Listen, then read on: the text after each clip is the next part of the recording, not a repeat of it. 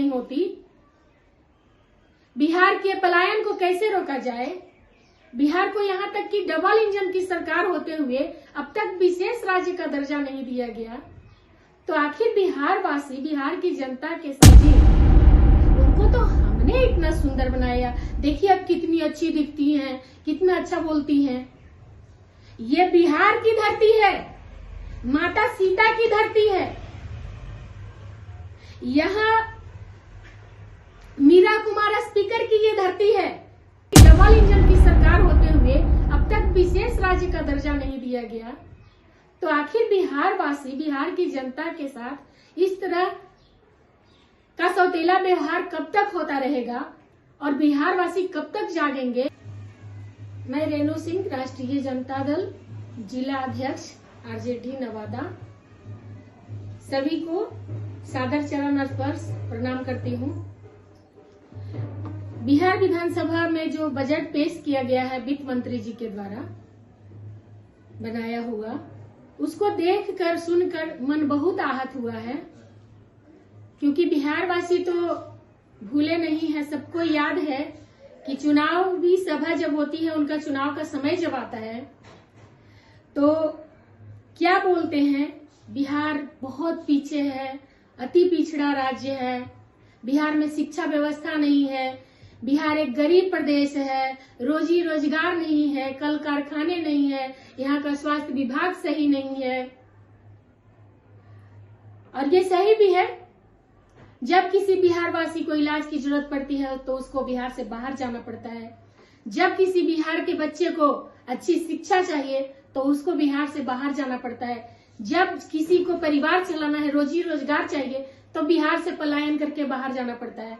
बात तो सही है, लेकिन मैं पूछती हूँ कि 20 सालों से बिहार में राज्य किसका है? एनडीए की सरकार है।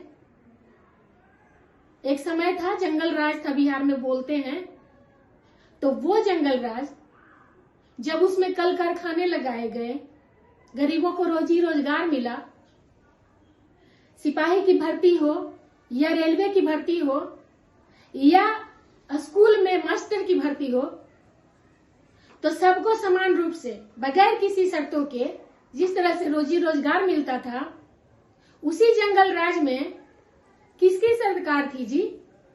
जब रेल मंत्री होते हुए 90 करोड़ का मुनाफा रेलवे को दिया गया, 90,000 करोड़ का, और आज बुलेट ट्रेन का सपना देखते रह गए भारतवासी।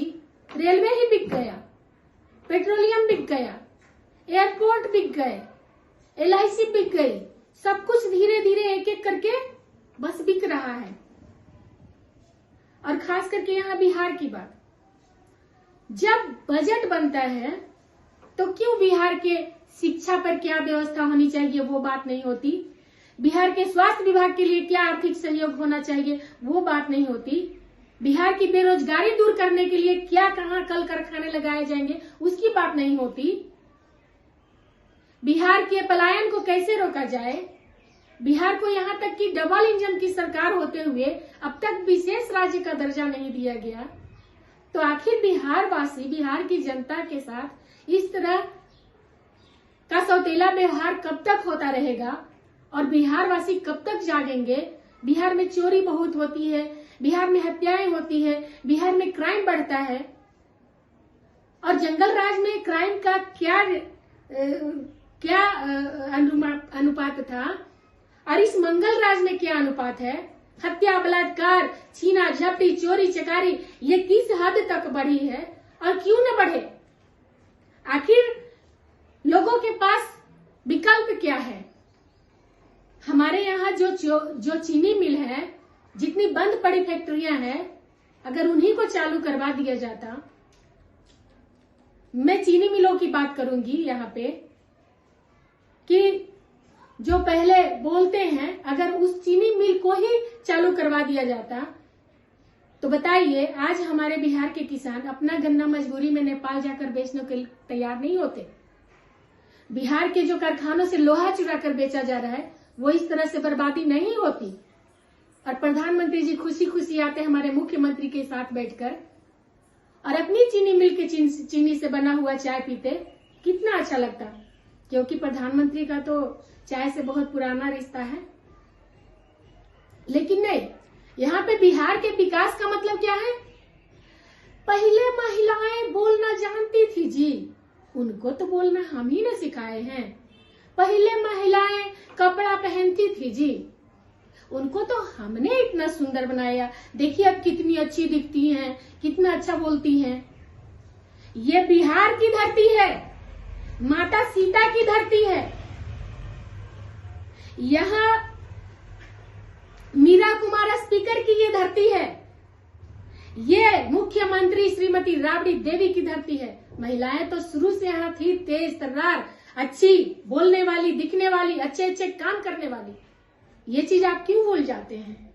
लेकिन बिहार के साथ जो अनदेखी हो रही है, मैं उस पर चर्चा करना चाहूंगी, जो 20 सालों में नहीं हुआ। 20 सालों में बिहार के लिए एनडीए की सरकार ने क्या योजना बना रखी है? हमारे नेता जो बोलते हैं उनके पास तो रोड मैप उनका बना हुआ है, उन्होंने करके भी दिखाया। जो 20 सालों में नहीं हुआ, 3 साल में करके दिखाया। बिहार को पूरे देश के सामने नौकरी देने वाला राज्य बनाया गया। एक दिन में एक साथ इतनी नौकरियां किसी ने नहीं दी। और ये काम किसका है? बोलते हैं कि ये तो हमारे साथ रहकर हुआ। नहीं, आपने स्कूलों में जाकर शिक्षा व्यवस्था की तहकीकात नहीं की। जब पूरा बिहार सोता था, तब नेता प्रतिपक्ष जाके अस्पतालों की 2 बजे रात को, 12 बजे रात को वहां व्यवस्था, उसकी दुर्दशा को देखा है उन्होंने। खेल को जिस तरह से इग्नोर किया गया, नई स्पोर्ट्स नीति लाकर खिलाड़ियों को खेल के मैदान से उठाकर नौकरी देने का काम किया, जिनको कोई नहीं पूछता था। मेडल लाओ नौकरी पाओ की योजना के तहत बिहार में पहली बार पर्यटन को इतना बड़ा बढ़ावा मिला। 8 करोड़ से भी अधिक पर्यटक आए बिहार में पहली बार। तो बिहार कैसे आगे बढ़ेगा, बिहार को कैसे क्या करना है, इस पर विचार किया जाना चाहिए। सिर्फ विपक्ष को नीचा दिखाकर और अपनी राजनीतिक रोटी सेकना बंद कीजिए। अब न बिहार वासी बेवकूफ बनने वाले हैं, न बिहार की महिलाएं बेवकूफ बनेगी, न बिहार के नौजवान बेवकूफ बनेंगे। यहाँ पे सरकार हमें वैसा चाहिए जो महिलाओं के मन सम्मान, उनके आर्थिक व्यवस्था के लिए सोचे, जो बिहार के पलायन को रोकने की बात करे, युवाओं